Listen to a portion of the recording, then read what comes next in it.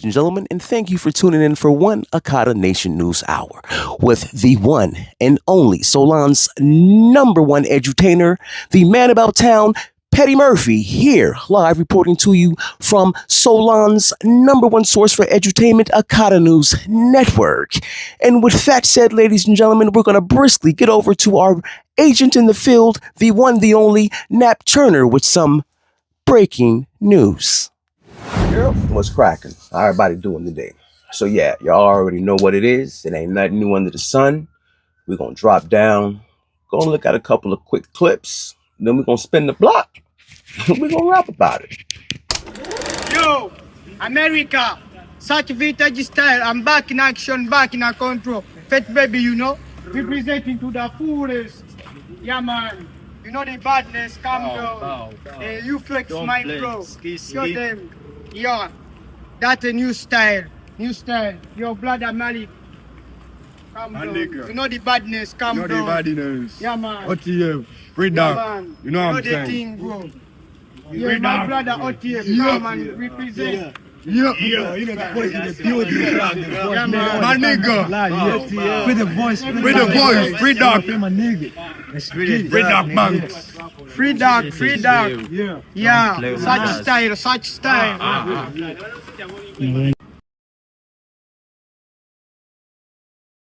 You black? Me? Yeah. Nah, I'm Cuban. Oh. Let's go to bear. I just heard you said my was like. Nah, Guichi, baba. Huh? Guichi, Cuban, born and raised in Cuba. No, you said though. Yeah, I say that word. Yeah, I say. Yeah. Why though? You're not from me? That's how. Are you recording me? That's crazy. You're weird as hell for that. Yeah. But alright, in Miami, I'll explain this. In Miami, every Cuban, so we don't get heat with it. I'm gonna tell you something though. You should not say that word though. No, I mean, our grandma's full black. But y'all not black though. Nah, I don't So you shouldn't say it. Like if there was a Cuban slang or slur, I would never say That's that. how Cubans say it. We say it. But hey. You guys have Instagram? Nah, he got one. Oh, Jesus Christ. Wait, what did they say? He was like, I'm just telling you, it's not cool. I mean, it's not about a matter of being cool. Like, nobody tells me I'm just saying, about it's disrespectful though. To who? To black people. So why do the black people here not get if I Who say else it? is black? No, not here. I'm saying wherever I say it. Because they're stupid. Oh, so everyone else is stupid, but you're not. That's what I'm hearing. The black people so who think it's racist. okay so for you to say up because you're saying the black people that say it's okay when you say it. I'm black. Okay, but the black people here say it's okay when I say it. They can't give you a pass. Because I come from a minority, actually a bigger minority than you. They can't give you a pass. But I'm a bigger minority. What's a than bigger you. minority? Cubans? This big. We're a little island this big. Y'all run Miami. Y'all the majority. Don't matter. Miami is 70% Spanish. Yeah, We're the minority. Not Cuban. There's more blacks than Cubans in Miami. Just don't say the word. That's all I'm gonna saying. say the word and nothing you gonna do about it. If you want, you could do something about it. Because nobody else got an issue with it. I have an issue with it. It's just you. Yeah, but you're not even black. To be honest, you're like a light skin. You coming into my spot, you telling me what I can and can't say. Not black? Yeah, it's not. Why do you feel comfortable saying? Because I'm a bigger minority than you. I'm Hispanic. I do a lot of business with black. What are you talking about? Like, he's not black, bro. I don't need to be black. We're trying to make you understand. Like, I don't need to be black. Unless you're Afro-Cuban. You're definitely not Afro-Cuban. We're Afro-Cuban. We're Afro-Cuban. We're Afro-Cuban. Wait. You're saying hold on, my great grandfather's. I'm saying just don't say the word. Yeah, but I'm Afro-Cuban. I like half of my friends. Yo, you don't get to say the word because you're not black, bro. Yes, yeah, but like that's. Are you the guy? I'm the guy with wealth. I like this guy too, bro. Alright, thank you for your patience and the grace that was granted. So, let's get down to business, right? So, of those two clips, there's two separate things I want to touch on. The first one we're going to actually talk about or touch on is the definition or what constitutes culture and having it or not having it. And the reason I included that clip is that, you know, I talk a lot about projection and the effect it has on the human mind because, you know, there are a lot of us who actually believe the narrative that we as Black Americans have no culture. We don't know who we are. However, when you look at every group in the diaspora or anyone that is a member or belongs to one of the groups that are considered POCs or people or persons of color, they all emulate what we here in the United States of America do, whether it's good, bad, or indifferent, but they all emulate it. The music, the dress, the way that we talk, the way that we walk, even some of the revolutionary mindset. Because it's funny, when you go to their countries and you see clips of it, you always seem to see Muhammad Ali, Tupac, Martin Luther King, Malcolm X, and the like, plastered all over their walls, their buses, and their tuk-tuks. But I don't see many at all of us, actual foundational or soulaan, emulating the customs that they do. I don't. And for them to continue to project that we have no culture when everything about them is a walking embodiment or caricature of what they think we are. And that's what's funny to me. And the fact that either they can't see it, won't see it, or they're just gaslighting us because it's amusing to them. I don't know. But at this point, I'll be honest with you, I really don't care anymore, because we are finally getting to a point where, as a collective, we're starting to wake up.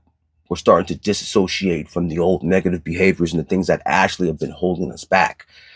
I mean, there's not another group of people in this country that, when it's come to fighting for other people's civil rights, be it gay rights agenda, transgendered, immigration, you name it, if the Democrats and the liberals pushed it, Black America was on the front lines. Black women were in those back offices, organizing, strategizing, boots on the ground, getting the word out. Black men out there protecting en masse. And it's always been that. But when it comes to us, it's always, just wait. Even Steve Harvey said it, remember? When Kamala was running for office, don't worry about what the Democrats can do for you now. You just get out there and vote and see what you can get next time. Nigga, what? What kind of fucking sense does that make on any level, in any timeline, for anybody or anyone? But these are the people that they give us to follow. Malcolm warned us about that, but we're not listening. And, let me take that back. The whole of the collective is still rocking around with willful ignorance or some type of cognitive dissonance, because I have to correct myself on that. I have to really correct myself on that. And I apologize for that, because if there weren't a portion of us actually listening to conversations that are being had right now, wouldn't be being had. So that is my mistake, and I will self-correct on that one. All right. 2, before I had my moment where it was like I stepped out of this weird space of indoctrination and believing the propaganda and lies, because we were all woke. And in the state of being woke, you have to be awake or at awake, which is a party for the dead, but another topic for another day. But you hear certain groups of the population use things like the victim Olympics. That Cuban gentleman was the definition and the embodiment of just that. I'm a bigger minority than you are, so I can call you a nigger, and there's nothing that you're going to do about it. So I have a serious question for all of our brothers and sisters of the diaspora and all of our other allies that are also POCs. There are levels to victimhood now. You're a bigger minority, so that gives you the right to openly disrespect us and use disparaging words or remarks towards us. And I've always felt this way about what I'm about to say. And I really want all of you Africans, Hispanics, Latinos, individuals from the Caribbean, and all others from the diaspora to listen to what I'm about to say. All of us at some point went through a colonization process on every continent and every group and phenotype of people, especially those of us with higher counts of neuromelanin in our flesh. That being said, if you look at the apartheid that basically happened to every group of people on every continent, everyone else had the luxury of being the majority in that apartheid system, whereas we were the only group that was the minority. And we became the most successful, built the most institutions, and made it better for everyone else from every other continent and every other country to have somewhere to come and have an opportunity to be free and build intergenerational wealth. And at every place after that, y'all have went out of your way to, as Byron Donaldson said, because I know for a fact I'm Panamanian. My mother's Panamanian and my father's Jamaican. So there are a lot of black people who won't get reparations because we don't qualify. So we're against it. So we help you and you slap us in the face. And then as you get here, because for so long as black Americans, we look at everyone as black as we all one. We may have different cultures or different languages, but at the end of the day, we all black. And for us, that came before anything at one point. But those sentiments weren't reciprocated. So when y'all got here hearing us speaking to each other like, oh, what's going on, my nigga, as a term of endearment, what we didn't realize is they was like, oh, the white man calls them niggers. And they say it to each other, so we get to disrespect them too, because we also come from anti-black cultures. And by that I mean, and pay attention to what I'm about to say, because facts are facts, and we about to stand on them. That's what we do here at Akatanewsnetwork. But if you pay attention, every group that has been through colonialism or has gone through colonization, the individuals that colonized all of us gave us all epithets or disparaging or racial words that they used to identify or describe all of us, whether it was nigger, spick, wetback, etc., etc., etc. Right? Now, if you pay attention, every group in the diaspora uses those same derogatory terms towards black Americans. But not only that, each group in the diaspora of every different ethnic and culture has their own specific term that they made up to disparagingly describe black Americans, whether it's Moyo, Maete, Jarir, Akata, and you can go on and on. And then, in a lot of Latin or Hispanic cultures, it's one of the great euphemisms to say is mejora la raza, as in better the race.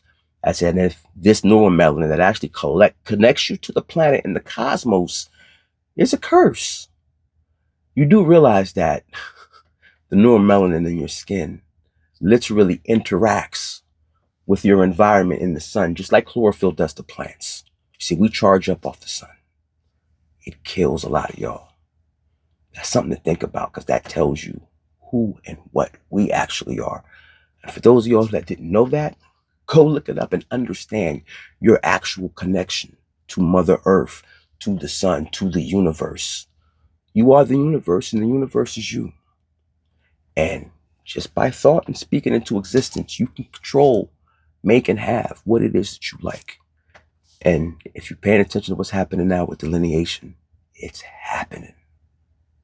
It's happening.